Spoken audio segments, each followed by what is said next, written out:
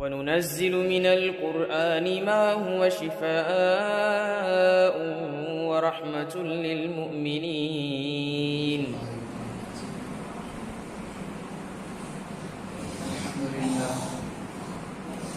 الحمد لله نحمده ونستعينه ونستغفره ونؤمن به ونتوكل عليه ونعوذ بالله من شرور أنفسنا ومن سيئات أعمالنا. من يهده الله فلا مضل له ومن يضلله فلا هادي له ونشهد أن لا إله إلا الله وحده لا شريك له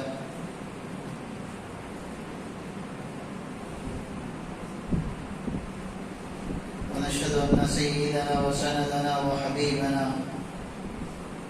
ومولانا محمدا عبده ورسوله.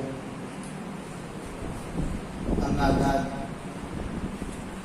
أعوذ بالله من الشيطان الرجيم. بسم الله الرحمن الرحيم. ثم استوى على العرش وسخر الشمس والقمر.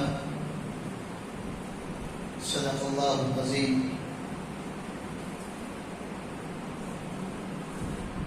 معزز سامعین کرام،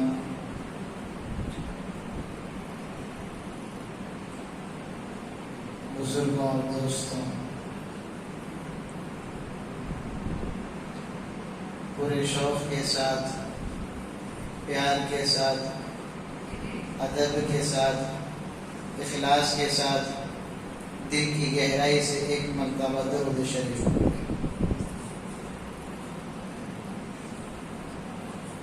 حاضرین اکرام، آپ حضرات کے علم میں ہوگا کہ آج تیسری تقرات ہے. انشاءاللہ آج کی تفسیر مسائل بیان ہوں گے، پھر کل 4 سورتوں کی تفسیر لے کر حاضر ہوا ہوں، جو کہ پورے رمضان مبارک کے تکمیل تک ہمیں تراویح کے قرآن کو بھی مکمل کرنا ہے، تفسیر کے قرآن کو بھی مکمل کرنا ہے. مسائل جو پیچھے ہم نے سن رکھے ہیں وہی مسائل آگے آ رہے ہیں، وہی احکامات، وہی واقعات آگے آ رہے ہیں. اس لیے تفسیر میں زیادہ وقت لیے بغیر مختصر انداز میں ہر صورت کی وجہ تسمیہ، اس میں بتائی گئی اہم نکات پر باتیں، نئی چیزیں بتا کر انشاءاللہ بات کو آگے لے کر چلتا ہوں.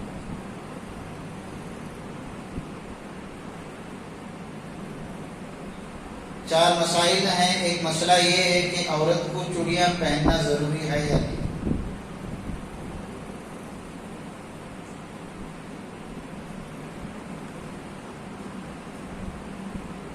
شریعت اس تعلق سے،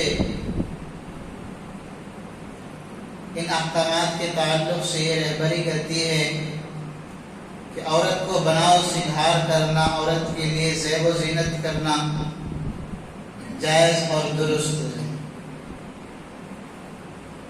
یہاں تک کہ شریعت نے عورت کو یہ حکم دیا ہے کہ شوہر کے سامنے زیب تن زینت استوار کرنے کے الگ انداز، الگ زیورات، الگ کپڑے، الگ چیزیں ہوتی ہیں،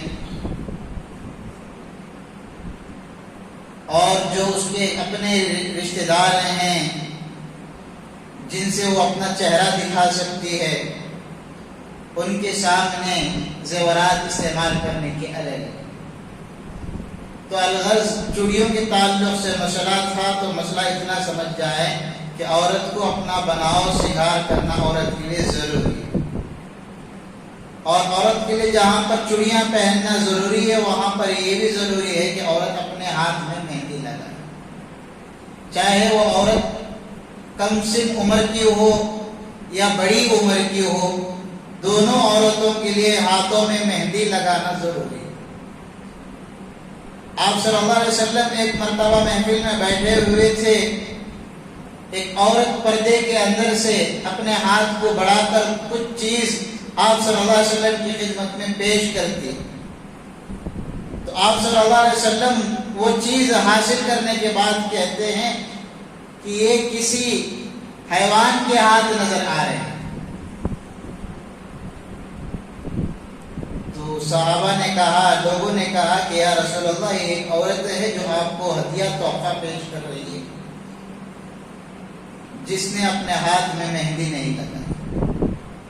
تو آپ صلی اللہ علیہ وسلم نے بتایا کہ عورتوں کے لیے مہندی لگانا، سنگھارنا، سوارنا عورت کے لیے ضروری۔ تو آپ صلی اللہ علیہ وسلم نے بتایا کہ مہندی لگاؤ، بغیر مہندی کے ہاتھ حیوانوں کی طرح محسوس ہو، مردوں کی طرح دکھتے۔ پھر اس کے بعد پردے کے تعلق سے بات آیا ہے کہ پردے کا برقع جو ہے کہاں سے کہاں تک ہے۔ پردے کا جو مسئلہ ہے وہ بالکل صاف ظاہر ہے کہ پردہ کہتے ہیں انسان عورت کے سارے اعضاء کو ڈھکنے کو، ہاتھ بھی ڈھکے رہنا، پیر بھی ڈھکے رہنا، چہرہ بھی ڈھکا رہنا۔ چہرے پر نقاب کے ذریعے سے پردہ کر لیے، ہاتھ کو گلاؤز نہیں پہنے چھوڑ دیے، یہ بھی پردے کے اندر داخل نہیں۔ ہاتھ کو پہن لیے، چہرے پر ڈال لیے، پیر ننگے ہیں اور ویسے ہی چپل پہن کر گھوم پھر رہی ہے، تو یہ بھی پردے کے خلاف ہے۔ تو اس لیے مستورات کو چاہیے کہ پورا پردہ کرنا ہے، ہاتھوں کا بھی پردہ، پیروں کا بھی پردہ، پاؤں کا بھی پردہ کرنا چاہیے۔ اور پھر اس کے بعد تیسرا سوال یہ آیا ہے کہ عورتیں موٹر سائیکل میں کس انداز سے بیٹھیں۔ اب تو بیٹھنے کا مسئلہ پوچھا جا رہا ہے، اب بیٹھنے کا مسئلہ نہیں، چلانے کا مسئلہ پوچھنا چاہیے تھا۔ شاید کہ صاحب سے غلطی کی وجہ سے انہوں نے یہ پوچھ لیا کہ عورت گاڑی پر کس انداز سے بیٹھے۔ اصل میں پوچھنا یہ تھا کہ عورت گاڑی کیسے چلائے، یہ پوچھنا تھا مسئلہ، لیکن پوچھ رہے کچھ اور مسئلہ۔ الغرض عورت جو بیٹھنا ہے اس کا بھی طریقہ کار ہے۔ عورت اپنے شرم و حیا کی حفاظت کرتے ہوئے دونوں پیر، ایک پیر ادھر اور ایک پیر ادھر کیے بغیر دونوں پیر ایک طرف کر کے بیٹھے، تاکہ اس کی حیا کی حفاظت ہو جائے، اس کی شرم کی حفاظت ہو جائے۔ اب تو بیٹھنے کا دور نہیں ہے، اب تو مردوں کو پیچھے بٹھا کر چلانے کا دور ہے۔ اللہ عورتوں سے حفاظت فرمائے۔ الغرض میرے دوستوں، سورۃ الرعد 13ویں پارے کی سورہ یوسف کے بعد عربی میں رعد کہتے ہیں دو بادلوں کا آپس میں ملنے کے بعد جو آواز، جو کڑک پیدا ہوتی ہے، جو آواز آتی ہے، اس کو رعد کہا جاتا ہے۔ رعد عربی زبان کا لفظ ہے، دو بادلوں کے ملنے کے بعد، دو بادلوں کا آپس میں ٹکراؤ ہونے کے بعد جو آواز آتی ہے اس کو رعد کہا جاتا ہے۔ اور یہاں پر رعد سے مراد وہ فرشتہ ہے جس کو اللہ تبارک و تعالیٰ نے بارش برسانے کے کام پر مقرر کر رکھا۔ ویسے تو دنیا کے اندر بہت سارے فرشتوں کو اللہ تبارک و تعالیٰ نے پیدا کیا ہے، ہر ایک کے ذمہ الگ ذمہ داری دی ہے، اور ہر فرشتہ اپنی ذمہ داری جہاں پر نبھاتا ہے وہاں پر اللہ تبارک و تعالیٰ کی عبادت بھی کرتے ہیں۔ وہ فرشتے اللہ تعالیٰ کا ذکر بھی کرتے ہیں، وہ فرشتے اللہ تعالیٰ سے مانگتے بھی ہیں، اللہ کے سامنے روتے بھی ہیں، گڑ گڑاتے ہیں، اللہ کی تعریف بھی کرتے ہیں، ثنا بھی بیان کرتے ہیں، حمد بھی کرتے ہیں، لیکن اپنی ذمہ داریوں سے پیچھا نہیں چھوڑا۔ ساری کی ساری مخلوقات میں صرف ایک ہی مخلوق اس وقت ایسی ہے جو اپنی ذمہ داریوں کے بوجھ پر، اپنی ذمہ داریوں کے بل بوتے پر اللہ کی عبادت نہیں کرتی، اور وہ مخلوق ہے انسان۔ اللہ تبارک و تعالیٰ نے فرشتوں جیسا تو نہیں پیدا کیا، لیکن فرشتوں کو جن کے لیے اللہ تعالیٰ نے بنایا وہ انسان آج اپنے رب کو بھول بیٹھا۔ الغرض میرے دوستوں، بات کہیں اور چل گئی تھی۔ اس صورت کے اندر اللہ تبارک و تعالیٰ نے اپنی نشانیات کو گنایا کہ اللہ تعالیٰ نے کن کن چیزوں کو پیدا کیا ہے اور وہ کس لیے پیدا کیا۔ اللہ تبارک و تعالیٰ نے زمین بنائے، زمین کے پیدا کرنے سے پہلے ساری کی ساری جگہ پانی سے بھرا ہوا تھا، ہر جگہ پانی تھا، کہیں پر بھی مٹی کی کوئی چیز نظر نہیں آتی تھی۔ اللہ تبارک و تعالیٰ نے اس کے اوپر جب زمین کو بچھایا، جب زمین کو رکھا تو زمین پانی کے اوپر ہلنا شروع ہو گئی، زمین پانی کے اوپر ڈلنا شروع ہو گئی۔ جس انداز سے ایک کشتی، پانی کی کشتی، جب پانی پر اس کو رکھا جاتا ہے، اس کو چلانے والا ملاح اس کا ساتھ نہ ہو، اس کے اندر موجود نہ ہو، وہ چلانے والا اس کے ساتھ میں نہ ہو، تو وہ کشتی جس طرح ہلتی ڈلتی ہے، پانی کے موج سے کبھی اس انداز سے ہوتی ہے، کبھی اس طریقے سے ہوتی ہے، اسی انداز سے زمین کو جب اللہ تبارک و تعالیٰ نے پانی پر رکھا تو زمین بھی ایسے ہی موجیں مارنا شروع ہو۔ اللہ تبارک و تعالیٰ نے زمین کو ٹھہرانے کے لیے، کیل کی کام لینے کے لیے اللہ تبارک و تعالیٰ نے ساری کی ساری دنیا کے اندر 4 پہاڑوں کو استعمال کیا۔ چاروں پہاڑوں کو جگہ جگہ پر اللہ تبارک و تعالیٰ نے نصب کر دیے، دفن کر دیے، گاڑ دیے، لگا دیے۔ پھر اس کے بعد زمین کا ہلنا ڈلنا سب بند ہو۔ آج ہم اسی اللہ تعالیٰ کے زمین کے اوپر چلتے ہیں، لیکن اللہ کا شکر ادا نہیں، اللہ کے سامنے سجدہ ریز نہیں ہوتے۔ کتنی بڑی نعمت ہے میرے دوستوں۔ اللہ تبارک و تعالیٰ اگر چاہتے تو ایسے ہی چھوڑ دیتے اور ہمیں اس کے اوپر ٹھہرا کر دیتے تو ان قریب اتنی دیر یہ زمین نہ رہتی، کبھی کہ یہ زمین اس پانی کے اندر ڈوب جاتی، یا پانی کا بڑھاؤ اتنا وزن کے اوپر اتنا ہوتا کہ ہم پانی کے اندر آ جاؤ۔ لیکن اللہ تبارک و تعالیٰ اس زمین کو ٹھہرانا چاہتا تھا تاکہ اس زمین کے اوپر میرے بندے سجدہ کریں گے، اس لیے اللہ تبارک و تعالیٰ نے زمین کو روکا۔ لیکن افسوس کہ آج کے دور میں ہم لوگوں نے جس چیز کو سجدے کے لیے استعمال کرنا تھا، آج ہم اسے اپنے پیٹ پالنے کے لیے استعمال کریں، اپنی معاشی ضروریات پوری کرنے کے لیے استعمال کرتے ہیں۔ زمین اللہ تعالیٰ نے کمانے کے لیے بھی دیا ہے اور اللہ تبارک و تعالیٰ سجدے کے لیے بھی دیا ہے۔ جہاں پر کمانے کا حکم دیا ہے، اس کے بعد اللہ تبارک و تعالیٰ نے سجدے کا بھی حکم دیا۔ ایسا نہیں کہ ساری زندگی سجدے کرتے رہو اور اپنے کاروبار کو چھوڑ دو۔ اللہ تعالیٰ نے دونوں چیزوں کو برابر رکھنے کے لیے کہا۔ اور پھر اس کے بعد اللہ تعالیٰ نے آسمان کے تعلق سے فرمایا ثم استوى علی العرش، کہ ہم نے آسمان کو، آپ نے دیکھا نہیں کہ آسمان کو ہم نے کس طریقے سے پیدا کیا؟ کہیں پر بھی ستون نہیں ہے، کہیں پر بھی کوئی ستون نہیں ہے، کوئی پلر نہیں ہے کہ آسمان اس کے بغیر نہیں اٹھ سکتا۔ زمین اور آسمان کے درمیان تو ایک ستون حائل ہونا چاہیے تھا۔ انسانی دماغ کے اعتبار سے اگر دیکھا جائے تو زمین اور آسمان کے درمیان ایک ستون اور ایک پلر ہونا چاہیے تھا جو کہ دونوں کو برابر کھڑا کر سکے۔ لیکن اللہ تبارک و تعالیٰ کی قدرت کاملہ دیکھیے، اللہ تبارک و تعالیٰ نے بغیر کسی ستون کے آسمان کو کھڑا کیا۔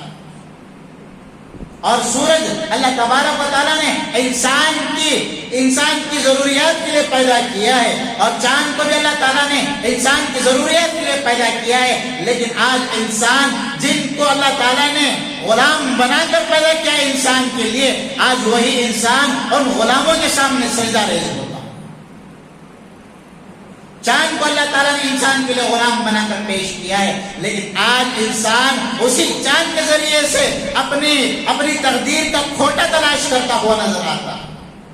جس سورج کو اللہ تبارک و تعالیٰ نے انسان کی غلامی کے لیے پیدا کیا تھا، آج وہی انسان اس سورج کے سامنے سجدہ کرتا۔ جن ستاروں کو اللہ تبارک و تعالیٰ نے انسانوں کی غلامی کے لیے پیدا کیا تھا، خوبصورتی کے لیے پیدا کیا تھا، آج وہی انسان ان ستاروں کے ذریعے سے اپنی زندگی کی کامیابی اور ناکامی تلاش کر رہا۔ بڑے افسوس کی بات ہے میرے دوستوں، اللہ تبارک و تعالیٰ نے جن کو ہمیں ہمارے لیے غلام بنا کر پیدا کیا تھا، لیکن افسوس کہ ہم اس کے غلام بن چکے۔ ان سب چیزوں سے بات آئے، اسی کے تعلق سے باتیں آئی تھی۔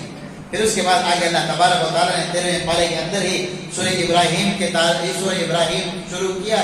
سورہ ابراہیم میں اللہ تبارک و تعالیٰ یہاں پر ابراہیم کی صورت کے اندر اللہ تبارک و تعالیٰ نے حضرت ابراہیم علیہ السلام کے تعلق سے واقعات بیان فرمائے ہیں، جو کہ ہم پہلے ہی سن چکے تھے کہ حضرت ابراہیم علیہ السلام ایک ایسے باپ کے اولاد تھے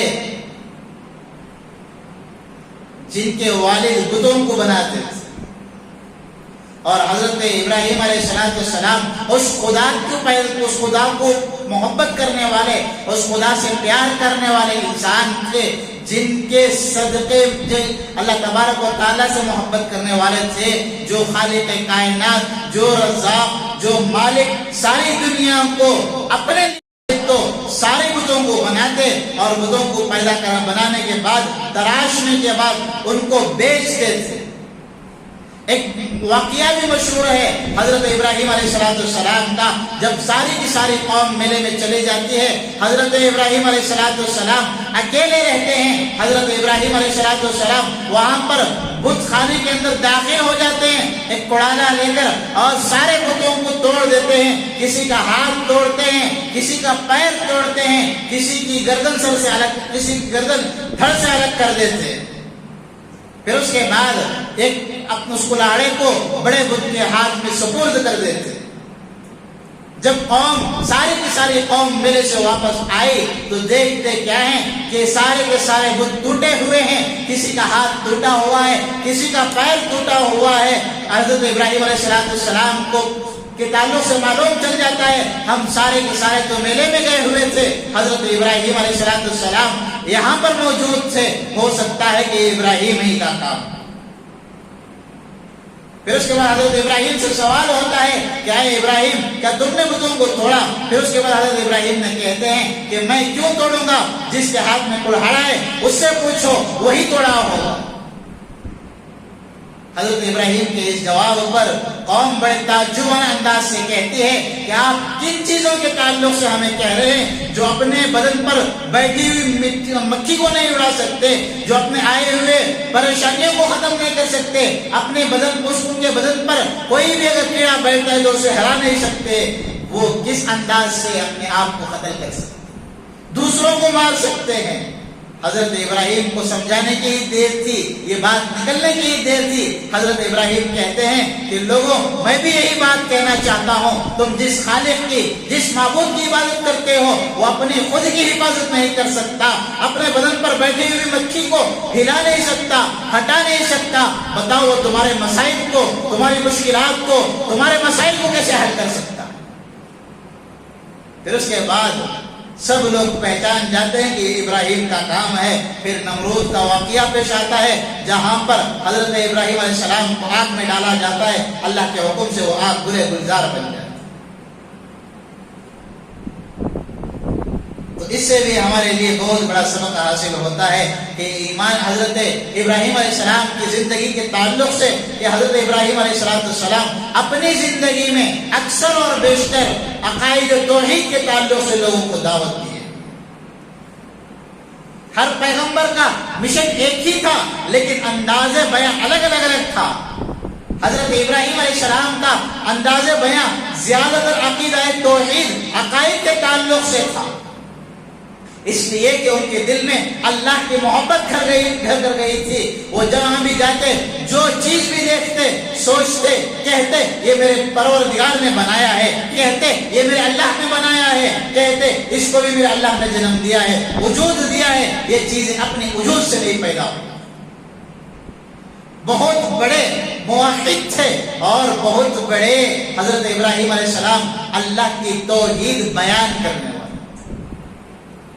بہت سارے واقعات ان کی کتابوں میں لکھے ہوئے ہیں اور تفسیر کی کتابوں میں بھی آتے ہیں۔ پھر اس کے بعد آیا گیا اللہ تعالیٰ نے قرآن مجید میں سورۃ الحجر کو بیان کیے ہیں۔ حجر کے معنی آتے ہیں ہجر، اصحاب ہجر کے تعلق سے،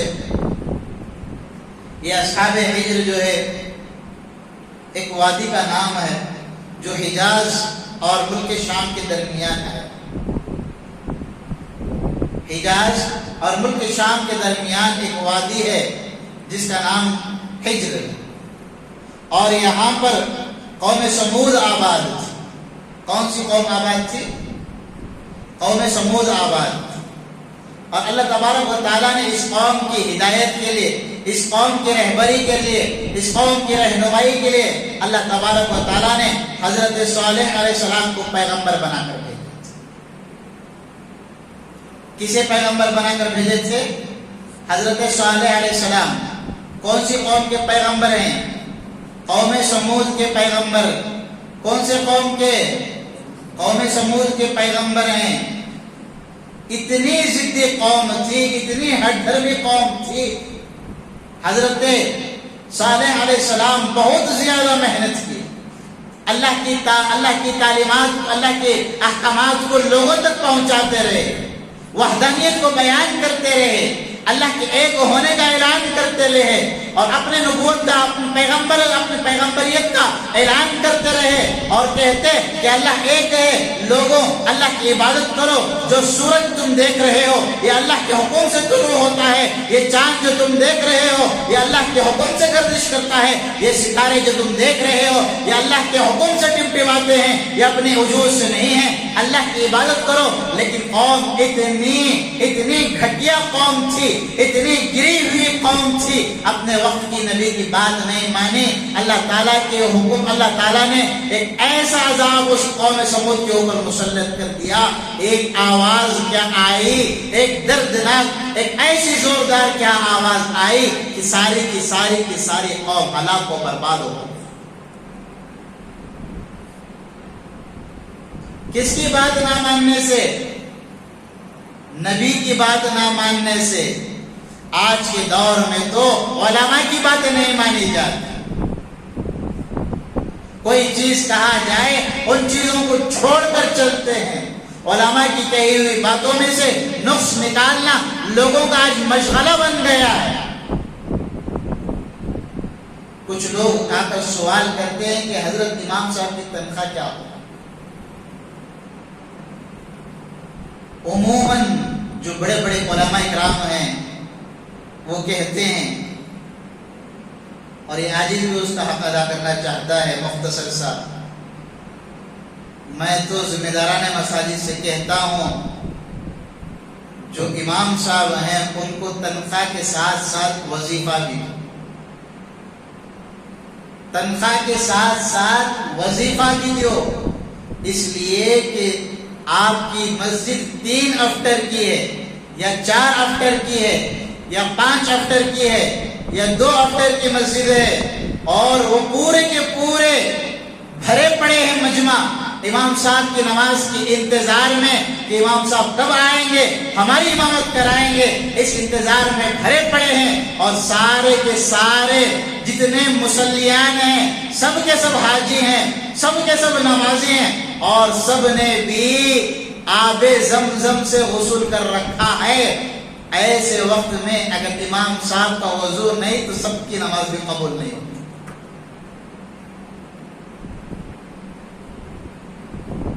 سمجھ میں آئی بات؟ سارے کا سارا مجمع اگر باوضو نہیں باغسل بھی آ گیا، امام صاحب کا وضو نہیں تو سب کی نماز نہیں۔ زمزم کے پانی سے بھی اگر وضو کر کر آ گئے تو آپ کی نماز قبول نہیں ہوگی، امام صاحب کا اگر وضو نہیں۔ اماموں کو ادب کرو، پیار محبت کرو، ان کا حق ادا کرو۔ تو الغرض سورۃ الحجر کے اندر اللہ تبارک و تعالیٰ نے حضرت صالح علیہ السلام کے تعلق سے بتایا، پھر اس کے بعد اللہ تبارک و تعالیٰ نے اس سورت کے اندر ایک بات اور فرمائی کہ کافرین کل قیامت کے دن جب سارے لوگ دوڑ رہے ہوں گے، بھاگ رہے ہوں گے، کوئی اپنے اعمال کو لے کر پریشان ہوگا، اپنے گناہوں کو لے کر پریشان ہوگا کہ آج میرے اعمال کا کیا ہوگا، میں جنت میں جاؤں گا یا جہنم میں جاؤں گا۔ ایسے وقت میں جہاں پر مسلمانوں کے اعمال تلے جا رہے ہوں گے، مسلمان جو اللہ کی عبادت کر رہے ہوتے ہیں، اللہ کی عبادت کرنے کے بعد رمضان کے روزے رکھے، زکوٰۃ انہوں نے ادا کیا، حج انہوں نے کیا، ساری چیزیں اسلام کے اعمال کو انہوں نے ادا کیے، سارے عبادت انہوں نے ادا کیے، ادا کرنے کے بعد جب اللہ تعالیٰ کے دربار میں حاضر ہوتے ہیں، اطمینان سے، سکون آرام سے رہتے ہیں، تو ایسے وقت میں کافرین دیکھ کر کہیں گے کہ کاش ہم بھی مسلمان ہو گئے۔ کل قیامت کے دن وہ بولیں گے کہ کاش ہم بھی ان کے جیسے مسلمان ہو گئے ہوتے، کہ رمضان کے روزے ہم بھی رکھ لیے ہوتے اور زکوٰۃ ہم بھی دے دیے ہوتے، آج ہماری یہ نوبت نہ ہوتی کہ ہم جہنم میں جا رہے ہیں اور وہ جنت میں جا رہے ہیں۔ لیکن آج کے مسلمان ایسے ہیں کہ نمازوں کو آنا بڑی مشکل ہو گئی۔ اب کل ایک دن گیپ ہے، پرسوں پورے آتے تھے، کل ایک دن گیپ ہے، سو وہ انگلش میں بولتے تھے فلنگ دا بلینکس کر لے، تو ویسا یہ فلنگ دا بلینکس رمضان میں بھی آ گیا سو، اور وہ پور کب ہوتا ہے؟ 26 کو ہوتا سو، اس سے پہلے پور نہیں ہوتا انہیں۔ کب آتے سو؟ اب یہ ادمیاں 26ویں کچھ آتے سو، تب تک امام صاحب اعلان کر کر کر کر تھک جانا۔ بھائیوں، بزرگوں، دوستوں، سحری کا وقت ختم ہونے میں اتنے منٹ ہی کہ وہ بولتے رہے گا تو بھی انہیں مست سوتے رہتا اس کے ہوتے کیوں رہے گا، تو رات بھر پورا فیضر ٹاؤن، شیواجی نگر، یارب نگر، الیاس نگر پورا چن کھانے کو آیا۔ رات سحری کے وقت بالکل 5 منٹ ہوتے جاگ سو جاتا۔ اللہ تبارک و تعالیٰ رمضان میں کسے ثواب دیتا یا نہیں دیتا معلوم نہیں، لیکن 2 لوگوں کو بہت زیادہ ثواب ملتا۔ ایک مسجد کے امام صاحب یا تو مؤذن صاحب کو، دوسرا گھر کی عورتوں کو۔ کئی کو بولے گا تو عورتیں صبح اٹھ کو پکاتی، کون تو یہ مرد ہے کہ اس میں سے رہتی، ہاتھ اٹھاتا تو میں صبح اٹھ کو پکاتا، میری جوڑوں کو میں اٹھایا بول کر، منہ دھونے کو سے پانی گرم کر کو اٹھایا اور بولتے ہی بولتے تھے نہیں بولتے۔ لیکن مستورات عورتیں، مائیں، بہنیں ہی وہ چیز ہیں کہ اللہ تبارک و تعالیٰ نے ان کے اندر ایسی صفت رکھی ہے کہ مرد سے پہلے اس کی خدمت کا جذبہ عورت کے اندر ہے۔ اور دوسرے نمبر پر امام صاحبہ موزانہ، کئی کو بولے گا تو اپنا پیٹ کم کھاتے ہیں، دوسروں کی فکر میں بار بار آپ اعلان کرتے رہتے۔ کون تو بھی آئے اب تک آیا 26ویں کا بالکل قریب ہے، کون بھی نہیں آ کر رہے تھے، کچھ امام صاحب یہاں بیٹھے، حضرت آج ایک دن آپ آرام کر لیا، حضرت فجر کی نماز کو آپ سیدھا آ جاؤ، اس کے علاوہ میں اعلان کر رہا تو وقت ختم ہو گیا۔ تو ایک بندہ کوئی ہے؟ کوئی نہیں، پورے محلے میں بھی نہیں ملے گا۔